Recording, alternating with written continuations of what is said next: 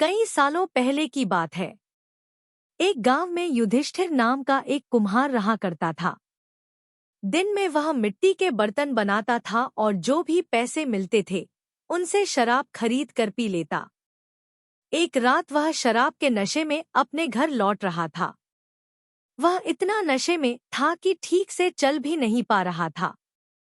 अचानक उसका पैर लड़खड़ाया और वह जमीन पर गिर पड़ा। जमीन पर कांच के टुकड़े पड़े थे, जिनमें से एक टुकड़ा उसके माथे में घुस गया। उसके माथे से खून बहने लगा। इसके बाद कुम्हार किसी तरह उठा और अपने घर की ओर चल दिया। अगले दिन जब उसे होश आया तो वह वैद्य के पास गया और पट्टी करवाकर दवाई ली। वैद्य ने कहा, घाव गहरा होने के कारण इसे भरने में समय लगेगा। पूरा भर जाने के बाद भी इस घाव का निशान नहीं जाएगा।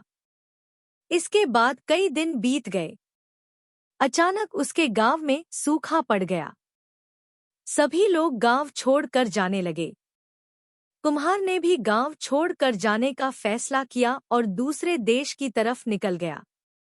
नए देश में जाकर वह राजा के दरबार में नौकरी मांगने गया।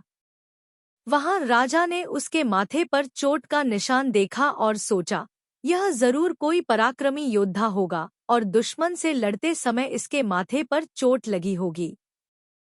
यह सोचकर राजा ने उसे अपने दरबार में एक खास जगह दे दी और उस पर विशेष ध्यान देने लगे। यह देखकर राजा के दरबार में मौजूद राजकुमार, सेनापति और अन्य मंत्री उससे जलने लगे।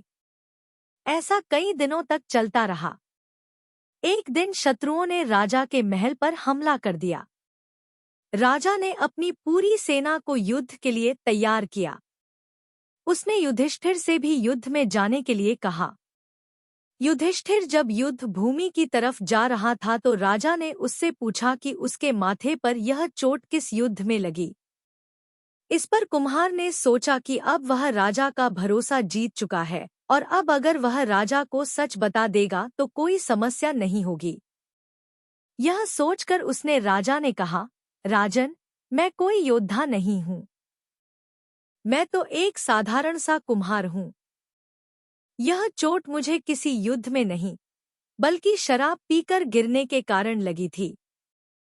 कुम्हार की यह बात सुनकर राजा को बहुत गुस्सा आया। उसने कहा, तुमने मेरा विश्वास तोड़ा है और मुझे छलकर दरबार में इतना ऊंचा पद पाया है। निकल जाओ मेरे राज्य से। कुम्हार ने राजा से बहुत मिन्नतें की। उसने कहा कि अगर उसे मौका मिले तो वह युद्ध में राजा के लिए प्राण भी दे सकता है। राजा ने कहा, तुम चाहे जितने भी वीर और पराक्रमी हो, लेकिन तुम शूरवीरों के कुल से नहीं हो। तुम्हारी हालत शेरों के बीच रहने वाले उस गीदड़ की तरह है, जो हाथी से लड़ने की जगह उससे दूर भागने की बात करता है। मैं तुम्हें जाने दे रहा हूँ, लेकिन अगर राजकुमारों को तुम्हारा राज पता चल गया तो वो तुम्हें मार डालेंगे। इसलिए कहता हूँ कि अपनी जान बचाओ और भाग जाओ। कुम्हार ने राजा की बात मानी और तुरंत उस राज्य को छोड़कर चला गया। कहानी से सीख। इस कहानी से यह सीख मिलती है कि इंसान की असलियत ज्यादा दिन तक छुप नहीं सकती। एक न एक दिन राज खुल ही जाता है।